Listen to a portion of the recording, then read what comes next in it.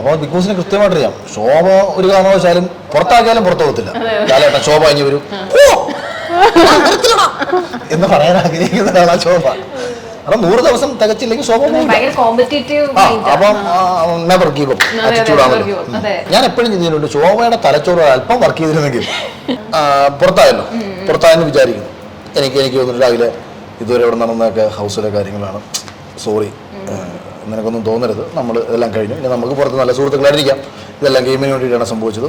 നാദറ അടി നമുക്ക് പുറത്ത് വെച്ച് കാണാം. എല്ലാവരുടെ ഭയങ്കര സ്നേഹത്തോടൊക്കെ സംസാരിച്ച് ബിഗ് ബോസിന്റെ കിളി പോലും പറക്കും. എൻ്റെ അമ്മയെ ശോഭ എന്താ ഇങ്ങനെ ചെയ്തു? കാരണം ഇവരാഗ്രഹിക്കുന്ന ശോഭയിൽ നിന്ന് വഴക്കായിരിക്കും. ഞാൻ എപ്പോഴും ബിഗ് ബോസിനെതിരെയാണ് കളിച്ചോണ്ടിരുന്നത്. ഞാൻ ഇടയ്ക്കിടയ്ക്ക് വരുന്ന പറയും വലിക്കാം.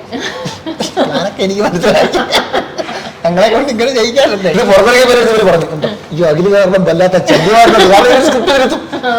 ഇവര് പ്ലാൻ ചെയ്യുന്നത് ഞാൻ അവിടെ നിന്നിട്ട് പറയും. ഓ ഇത് ചെറുക്കം കാരണം ഇനി പുതിയ പ്ലാൻ